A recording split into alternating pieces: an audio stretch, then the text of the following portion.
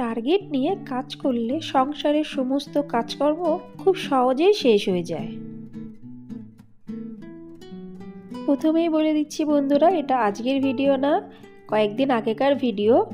তো আশা করছি আজকের ভিডিওটি তোমাদের অবশ্যই ভালো লাগবে। নমস্কার আমার প্রিয় ইউটিউব পরিবার, তোমরা সবাই কেমন আছো? আশা করছি তোমরা সবাই খুব ভালো আছো, আমিও বেশ ভালো আছি।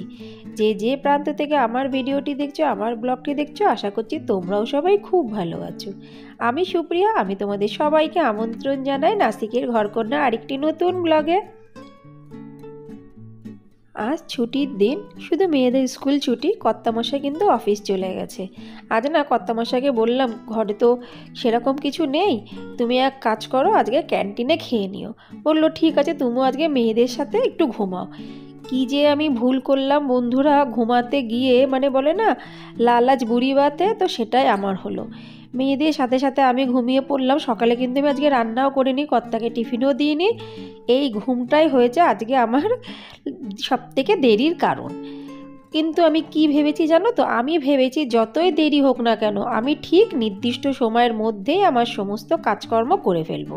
কেন কি আজকে না সন্ধ্যেবেলার দিকে একটু বাইরে যেতে হবে। তা আমরা তিনজনে ঘুমের থেকে উঠে গেছি। ঘুমের থেকে উঠেই সবার প্রথমে কিন্তু আমি মেয়েদের দুধ দিয়ে দিয়েছি। কেন কি মেয়েদের যদি পেট ঠান্ডা থাকে তাহলে কিন্তু দুনিয়া ঠান্ডা।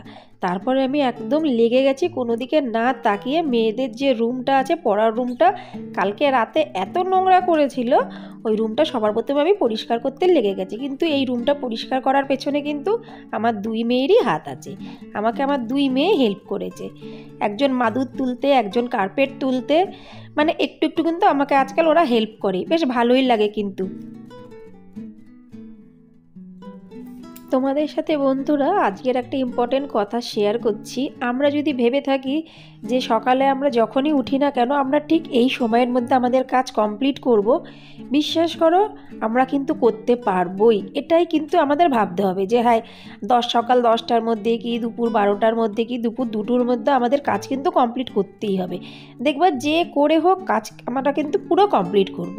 আর কাজ কিন্তু কোনোটাই কিন্তু কমতি হবে না, ঠিক যেরকম আমরা কাজ করি সেরকমই করবো। আর আমরা যদি টার্গেট না রাখি তাহলে শুয়ে বসে গল্প করে ফোন নিয়ে সারাদিন চলে যাবে, কিন্তু কাজ কিন্তু কাজের জায়গায় থেকে যাবে, কাজ আর কিন্তু ঠিকঠাক পূরণ হবে না। তাই জন্য তোমাদের সাথে এই কথাটা আমি শেয়ার করছি যে বন্ধুরা তোমরাও এইটা একটু করে দেখো, যে কোনো কাজ করার আগে একটু টার্গেট নিয়ে করো, আশা করছি তোমাদেরও খুব সুবিধা হবে। এটা যে শুধু ঘরের কাজ করতে গেলে টার্গেট নিতে হবে তা না, আমরা বাইরের কাজ, পড়াশুনোর কাজ, জীবনের যে কোনো প্রতিটি মুহূর্তেই যদি আমরা সেটা টার্গেট নিই যে আমরা করব, সেটা কিন্তু অবশ্যই ভালোর জন্য করতে হবে। এটা কিন্তু প্রথমে মাথায় রাখতে হবে, তবে সেটা সাকসেস হবে। আর এই দেখো আমার ছোট্ট মেয়েটি ঝোলা নিয়ে কোথায় চললো, ওর একটা বান্ধবীর বাড়িতে। আজকে ছুটির দিন, আমি বললাম যাও খেলে আসো, কিন্তু বড় মেয়েটি কিন্তু গেল না। কারণ যে বান্ধবীর বাড়িতে ও গেল সেই বান্ধবীটা আমার ছোট মেয়েরই বয়সী, আমার বড় মেয়ের বয়সী না। তাই বলছে মাম্মা ও তো বুনুর বয়সী, আমি কিন্তু অন্য আমার বান্ধবীর সাথে খেলতে যাব। তো ওর বান্ধবী এখনও আসেনি, ডাকতে আসেনি, ডাকতে আসলে ও খেলতে চলে যাবে। আর আজকে আমি কি রান্না করছি দেখো, আমার মেয়েদের সব থেকে ফেভারিট হলো আলু ভাজা। কিন্তু এই আলু ভাজাটা কিন্তু নর্মাল আলু ভাজা না, একটু আলাদা।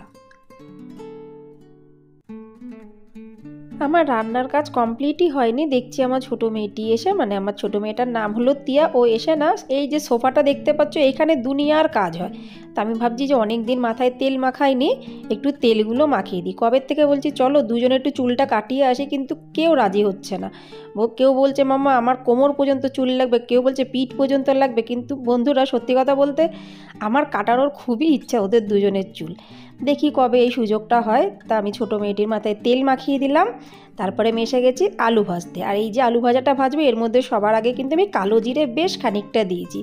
আলু ভাজার মধ্যে যদি কালো জিরের একটা গন্ধ বেরোয় না, এত যে সুন্দর লাগে খেতে, সেটা তুমি রুটি পরোটার সাথে খাও কিংবা তুমি ভাতের সাথে খাও বন্ধুরা, খুব ভালো লাগবে। তারপর এসে গেছে আমার বড় মেয়েটি, আমি বলছি চাই তোমাকে একটু তেল মাখিয়ে দিই।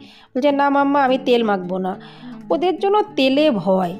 কিন্তু কি আর করব, তা আমি ওদেরকে এখন খেতে দিচ্ছি। কারণ খেলে এসেই না বলছে খিদে পেয়ে গেছে। আমি বললাম এখন আর কিচ্ছু ঘরে নেই, আলু ভাজা ভাত করেছি এটুকুনি খেয়ে নাও। আর এতক্ষণ পরে কিন্তু আমার চা খাওয়ার আজকে সময় হলো। কেন কি সকালবেলার থেকে আমি তো কোনো কাজই সেরকমভাবে করিনি, কোনো কাজ করিনি মানে বেকারকার কাজই আমার বেশি করতে হয়েছে। রান্নাঘরের দিকে আমি সেরকম যাইনি, আর রান্নাঘরের দিকে না গেলে চা খাওয়াটা আমার ঠিক জমে ওঠে না। চাটুকু যেই পেটের মধ্যে পড়ে না, তখন অটোমেটিক যেন শরীরে এন্থু চলে আসে। আমার কর্তাটা কিন্তু একদমই চা খায় না। যদি ধরো কোনো সময় ছুটির দিন আমি একটু চা বানালাম, চা যদি একটু বেশি থেকে যায়, আমি জিজ্ঞাসা করি তুমি কি চা খাবে, বলে যদি থাকে তবে দাও, নাহলে দিও না। তাই সেই কর্তাটাকে একটু দিই চা, কিন্তু ওর কিন্তু চায়ের একদমই নেশা নেই, আমার কিন্তু পুরো নেশা চায়ের। বন্ধুরা তোমরা কে কে চা খাও, চা ভালো লাগে আমাকে কিন্তু কমেন্টসে অবশ্যই জানিও। আর এই দেখো আমি এবার কি করছি, শুধু আলু ভাজা দিয়ে কিন্তু আমার ভালো লাগে না, তার সাথে আমি একটু পেঁয়াজ ভাজবো, বড়ি ভাজবো, বাদাম ভাজবো। সেই ছোট্টবেলাকার খাবার, এই ছোটোবেলার খাবারটুকু খাওয়ার জন্য আমি মায়ের পাশে বসে কত রাত পর্যন্ত পড়াশোনা করতাম। কেন কি আমাদের তো জয়েন্ট ফ্যামিলি ছিল, তাই একার পক্ষে কোনো কিছু রান্না করাটা কিন্তু তখন সম্ভব ছিল না। ওই জন্য মা আমাকে কী লোভ দেখাতে জানো, বলে তুই আমার পাশে বসে পড়, সবার রান্না যখন হয়ে যাবে তারপরে তোকেও আমি এইসব রান্না করে দেবো। তো ওইটুকুনি রান্না খাওয়ার জন্য আমি কত রাত পর্যন্ত মায়ের পাশে বসে পড়তাম। এই গল্পগুলো যখন আমি আমার মেয়েদেরকে বলি, ওরা যেন আমাকে কি বলে, ওরা বলে মাম্মা তুমি কি লোভা ছিল গো, সামান্য আলু ভাজা বড়ি ভাজা এইসব খাওয়ার জন্য তুমি দিয়ার পাশে এত রাত পর্যন্ত বসে পড়তে। তাই আমি আমার মেয়েদের বলি যে তোমরা এই ঘটনাগুলো কিছুই জানোও না, বোঝোও না, আর তোমরা বুঝতেও পারবে না। কালী পুজোর সময় আমি যে ভিডিও বানিয়েছিলাম, সেখানে আমার এক বন্ধু কমেন্টসে লিখেছে, আমি বলেছিলাম না আলু বোম ফাটাচ্ছে আমার মেয়েরা, তো আমার বন্ধুটি লিখেছে ওটা আলু বোম না, ওটাকে পপ আপ বলা হয়। তো সরি বন্ধু, আমি কিন্তু জানতাম না ওটাকে পপ আপ বলা হয়। যেহেতু আমরা বাংলাতে সেটাকে আলু বোম বলি, ওই জন্য আমার মেয়েরা আলু বোম ফাটাচ্ছে, আমি কিন্তু ভিডিওতে সেটাই বলেছি। তা যাই হোক, আলু বোমও যা পপ আপও তাই, মানে তো একই। আর এখন কিন্তু প্রায় বিকালবেলা হয়ে গেছে, একটু পরে কিন্তু আমরা বেরিয়ে পড়বো। যথারীতি বিকাল তো হয়েই গেল, আমার কর্তাটি একটু পরে চলে আসবে। জানো তো বিকালে আমরা এখন কোথায় যাব, একটা বন্ধুর বাড়িতে যাব। তার না একটু শরীরটা খারাপ, তা আমি তার যখন বন্ধু হয়ে যদি বন্ধুর বাড়িতে বন্ধুকে দেখতে না যায়, সেটা কিন্তু একদমই ভালো লাগে না আমার কাছে। তা আমি ভাবলাম ঠিক আছে, এখনও তো পুরো সন্ধে হয়নি, তা মেয়েদের হালকা হালকা খিদে পেয়েছে, তাদের জন্য একটু ম্যাগি বানিয়ে দিলাম, আর আমি চাও নিয়ে এসেছি। কিন্তু চাটা খাওয়ার আমি সময় পাচ্ছি না, তাই আমি নিজে গোছাতে গোছাতে কিন্তু চায়ে একটু খাচ্ছি আর গোছাচ্ছি। আর আজকে আমার কর্তাটিকেও একটু চা দিচ্ছি, কেন অফিস থেকে এসে বলছে গলাটার মধ্যে ব্যথা ব্যথা করছে, একটু চা দাও। আর আমি তো সিম্পল চা খেয়েছি, কিন্তু কর্তামশাই কেন একটু আদা দিয়ে আমি চা বানিয়ে দিয়েছি। তাই দেখো বন্ধুরা, আজকে তো আমার একটু উঠতে লেট হয়ে গেছে, কিন্তু আমি সকালবেলায় কিন্তু যখনই উঠেছি তখনই টার্গেট কিন্তু রেখেই দিয়েছিলাম যে আমাকে এই সময়ের মধ্যে সব কিছু কাজকর্ম শেষ করতে হবে। তো আশা রাখছি বন্ধুরা আজকের ব্লগটি তোমাদের অবশ্যই ভালো লাগবে। ভালো লাগলে লাইক, সাবস্ক্রাইব, শেয়ার, কমেন্টস করতে কিন্তু একদমই ভুলো না। আবার দেখা হবে পরবর্তী ব্লগে। ততক্ষণের জন্য নমস্কার বন্ধুরা, নমস্কার।